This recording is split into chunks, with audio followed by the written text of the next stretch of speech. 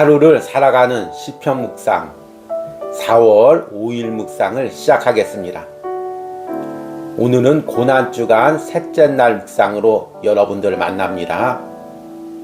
오늘의 제목은 친구로 인해 아픔을 당할 때입니다. 오늘의 시편 말씀을 읽겠습니다. 시편 55편 9절에서 15절입니다. 내가 성내에서 강포와 분쟁을 보았사오니 주여 그들을 멸하소서. 그들의 혀를 잘라 버리소서. 그들이 주야로 성벽 위에 두루 다니니 성중에는 죄악과 재난이 있으며 악독이 그 중에 있고 압박과 속임수가 그 거리를 떠나지 아니하도다. 나를 책망하는 자는 원수가 아니라 원수일진데 내가 참았으리라. 나를 대하여 자기를 높이는 자는 나를 미워하는 자가 아니라 미워하는 자일진데 내가 그를 피하여 숨었으리라.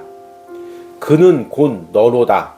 나의 동료, 나의 친구요, 나의 가까운 친구로다. 우리가 같이 재미있게 의논하며 우리와 함께하여 하나님의 집안에서 다녔도다. 사망이 갑자기 그들에게 임하여 산채로 스올에 내려갈지어다. 이는 악독이 그들의 거처에 있고 그들 가운데 있음이로다. 아멘. 오늘의 시편 묵상입니다. 예수님은 3년 동안 제자들과 함께 생활을 하셨습니다. 그들과 함께 먹고 자며 하나님 나라를 가르치셨습니다. 그러나 마지막 순간 예수님을 판 것은 누구도 아닌 그 제자 중에 한 명이었습니다. 예수님은 자신을 판 제자로 인해 마음 아파하시며 차라리 태어나지 아니하였더라면이라고 말씀하셨습니다. 예수님이 십자가까지 걸어가면서 많은 유혹과 핍박을 받으셨지만 그 중 하나가 제자의 배신이었습니다. 비록 하나님의 뜻인 줄 알지만 막상 자신이 사랑했던 제자에 의해 팔리실 때 그분의 마음은 어떠했을까요? 시편 55편에서 다윗은 자신의 가장 친한 친구에게 배신을 당합니다. 그것이 다윗에게 얼마나 큰 충격이었는지 이렇게 고백합니다. 나를 책망하는 자가 원수가 아니라 원수일진데 내가 참았으리라. 그는 곧 너로다. 나의 동료, 나의 친구요, 나의 가장 가까운 친구로다. 여기서 다윗이 친구라고 부르는 이는 단순히 세상 친구를 의미하지 않습니다. 그는 다윗과 함께 하나님 집에서 예배하며 주의 일을 함께 꿈꾸던 자였습니다. 신앙 안에서 함께하던 사람에게 아픔을 당할 때 우리 안에 제일 먼저 드는 생각은 무엇일까요? 신앙과 공동체에 대한 회의입니다. 신앙이란 이런 걸까? 교회 안에서 함께 신앙생활 한다는 것이 과연 무슨 의미일까? 이런 회의가 들면 신앙의 열정이 사그라지고 공동체를 떠나기도 하며 심지어 신앙을 버리기도 합니다. 그러나 이런 신앙의 회의가 들 때마다 나보다 먼저 십자가를 지고 가신 우리 주님을 생각하시기 바랍니다. 그분은 자신의 모든 것을 준 제자들에게 버림받고 배신을 받으면서도 묵묵히 십자가를 지셨습니다. 나 역시 사람들을 보지 않고 묵묵히 십자가를 지시고 앞서가신 우리 주님을 따라갈 뿐입니다. 아멘. 오늘의 시편 해석과 적용입니다. 오늘은 고난주간 셋째 날 묵상으로서 시편 55편 중반부의 말씀을 묵상했습니다.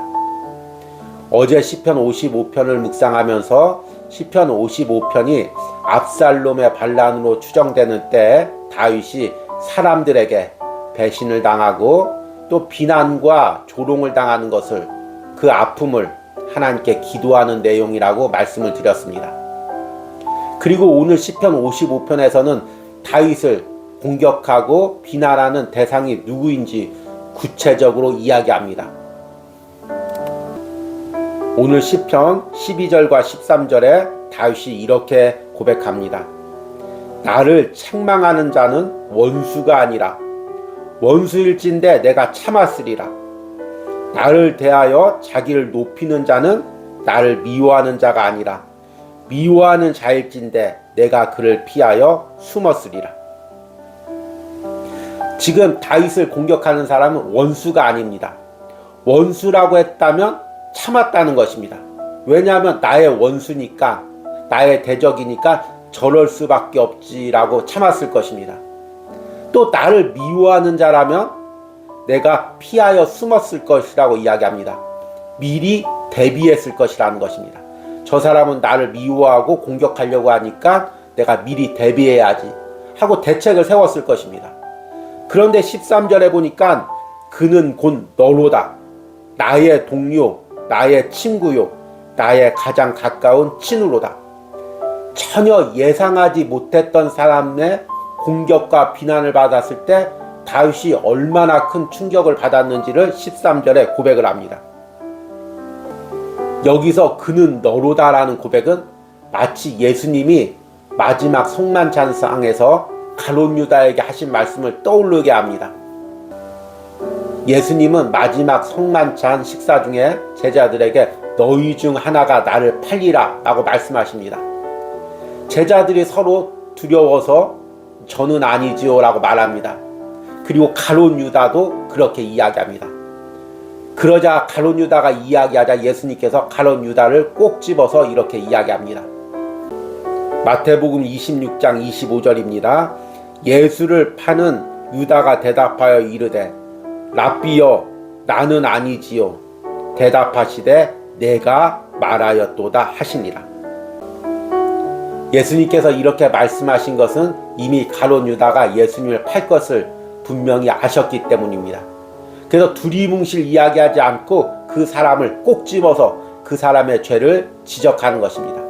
지금 다윗도 여러 사람을 이야기하지 않고 그는 곧 너로다 이렇게 이야기하고 있습니다. 아마 이 말씀을 듣는 상대방은 나를 가리켜 얘기하는구나 이야기하고 뜨끔하고 찔렸을 것입니다. 마치 가룟 유다가 찔렸던 것처럼 같은 상황이었을 것입니다. 이 다윗을 배신한 친구가 누구인지에 대해서는 여러 가지 이야기가 있지만 가장 중점적으로 이야기하는 대상이 압살롬의 반란 때 압살롬 편에 섰던 아히도벨입니다. 그는 비록 다윗보다는 나이가 많았지만 다윗의 친구였고 다윗의 동료였고 또 지혜가 충만해서 다윗과 함께 하나님의 일을 도모하던 사람이었습니다. 그래서 14절에 다윗이 이렇게 고백합니다. 우리가 같이 재미있게 의논하며 무리와 함께하여 하나님의 집안에서 다녔도다. 여기서 재미있게 의논하다는 말은 히브리어 원어적인 의미로서는 중요한 것을 의논했다는 것입니다. 신앙적인 일이고 아마 국가적인 일을 의논했을 것입니다. 또 같이 하나님의 집 안에 다녔다는 의미는 함께 예배하고 주의 일을 했다는 의미입니다. 그러니까 지금 이 대상은 단순히 세상적인 친구가 아니라 아니면 정치적인 동료가 아니라 신앙을 함께하던 신앙의 비전을 함께 나누던 친구였습니다. 신앙의 동료였습니다. 그런데 그 사람이 다윗을 배신하고 다윗을 팔고 그리고 가장 앞장서서 지금 다윗을 비난하고 있는 것입니다. 그 모습을 오늘 시편 9절과 11절에 이렇게 이야기합니다. 내가 성내에서 강포와 분쟁을 보았사오니 주여 그들을 멸하소서.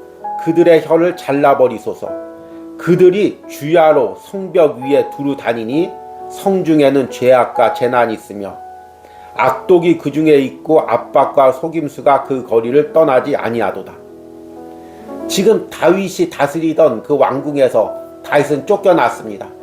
그리고 다윗의 배신자가 그 성벽 위에 앉아서 두루 다니면서 다윗을 비난하고 조롱하고 있는 상황입니다. 다윗이 얼마나 고통스러웠을까요? 그런데 오늘 이 묵상을 하면서 고난주간에 예수님의 삶을 떠올려 봅니다. 예수님은 신성을 가졌기에 물론 가룟 유다가 자신을 배신할 것을 알고 있었습니다. 그럼에도 불구하고 예수님 역시 인성을 가졌기에 그 사랑을 베풀었던 가룟 유다가 직접 자신을 은 30냥 노예 가격에 팔았을 때 그 마음이 어떠했을까요? 그리고 마지막 날 겟세마네 동산에서 그 가룟 유다가 와서 예수님의 뺨에 입맞춤하며 문안 인사할 때 그 예수님의 마음이 어떠했을까요? 예수님께서 십자가를 지시면서 많은 유혹을 받으셨지만 그 중에서 가장 많은 부분을 차지하는 것은 제자들과의 관계서입니다. 가장 가까운 관계. 예수님께서 십자가를 지신다고 이야기할 때 베드로가 그리 마옵소서라고 이야기할 때 예수님께서는 사탄아 뒤로 물러가라 이렇게 말씀하셨습니다. 베드로와의 그 친근함을 통해서 사탄이 예수님을 흔들고 있는 것을 알았기 때문입니다. 또한 가룟 유다가 예수님을 배신할 때도 예수님께서 차라리 나지 않았으면 좋았을 것이라고 이야기하며 가슴 아파하셨습니다. 이것을 영적인 의미로 보면 예수님께서 십자가를 지시고 가시면서 사람과의 관계와 또 사람들의 배신, 또 제자들의 그 예수님을 버리시는 모든 과정을 다 영적으로 감당하고 십자가에서 죽으셨다는 것입니다. 그리고 예수님의 뒤를 따라가는 우리들 역시 우리의 신앙생활에서 똑같이 이런 일이 반복됩니다. 앞에 시편 묵상에서 말씀을 드렸듯이 우리가 같이 신앙생활 하다가 같은 신앙의 동료에게 아픔을 당할 때 제일 먼저 드는 생각은 신앙과 공동체에 대한 회의입니다. 아, 내가 이러려고 신앙생활 하나? 이러려고 공동체에서 같이 헌신했나? 내가 지금 이 교회에 헌신하는 게 무슨 의미가 있을까? 영혼을 돌보는 게 무슨 의미가 있을까? 회의가 듭니다. 그리고 그 회의가 점점 심해지면 신앙의 열정이 사그라지고 교회를 떠나고 또 신앙을 버리는 경우도 있습니다. 그러나 이 모든 것이 사실은 영적 싸움의 일부입니다. 우리가 믿었던 사람, 우리가 신뢰했던 사람을 통해 우리 신앙을 흔드는 영적 공격이 있는 것입니다. 이 부분에서 우리가 깨어 있어야 됩니다. 때론 가장 믿었던 사람에 의해 아픔을 당할 때, 또 신뢰했던 사람에게 배신을 당할 때, 그 사람으로 인해서 내 마음이 흔들린다면, 주의 일을 하는 열정이 흔들린다면 나는 지금 영적으로 흔들리고 있는 것입니다. 우리가 그럴 때마다 오늘 묵상처럼 예수님께서 제자들의 배신과 또 제자들이 다 예수님을 버리고 떠났을 때도 혼자 묵묵히 십자가를 지시고 갈보리 산까지 올랐던 그 부분을 묵상하시기 바랍니다. 그리고 나 역시 예수님을 따라 십자가를 지고 예수님을 따라가기를 원합니다. 내가 믿었던 어떤 사람이 내 마음을 어떻게 흔들지라도 그것으로 인해 내 신앙의 열정과 주님을 향하는 마음이 흔들리지 않길 바랍니다. 이 고난주간에 시편을 묵상하면서 우리가 사람으로 인해 아파했던 예수님의 마음을 묵상하고 또 그럼에도 불구하고 십자가를 향해 걸어갔던 걸음이 흔들리지 않았던 그 걸음을 묵상하시길 바랍니다. 그리고 나도 그렇게 예수님을 따라가기로 결단하시는 은혜가 있으시길 소망합니다. 오늘의 기도문 드리기입니다. 지금 내가 신앙의 동료로 인해 흔들리는 마음은 무엇이 있습니까? 고난주간에 예수님의 마음을 묵상하며 내가 십자가만을 바라보며 예수님을 따라가게 해달라는 기도를 드리시기 바랍니다. 우리 기도하시겠습니다. 나를 책망하는 자는 원수가 아니라 원수일진데 내가 참았으리라. 나를 대하여 자기를 높이는 자는 나를 미워하는 자가 아니라 미워하는 자일진데 내가 그를 피하여 숨었으리라. 그는 곧 너로다. 나의 동료, 나의 친구, 나의 가까운 친구로다. 사랑하는 제자가 자신을 팔았음에도 불구하고 또 제자들이 자신을 버리고 다 도망갔음에도 불구하고 십자가를 지고 묵묵히 걸어가신 우리 주님을 묵상합니다. 그리고 내가 그 주님의 발걸음을 따라가기로 원합니다. 오늘 시편 묵상하는 사람들 중에서 신앙의 동료로 인해 또 사람으로 인해 마음 아파하는 사람이 있습니까? 주님께서 오늘 묵상을 통하여 그 영혼에게 찾아가셔서 위로하여 주시옵소서. 왜 사람을 바라보느냐? 왜 사람 때문에 실망하느냐? 나를 보고 나를 따르라 말씀하여 주시는 은혜가 있기를 간절히 소망합니다. 예수님의 이름으로 기도했습니다. 아멘.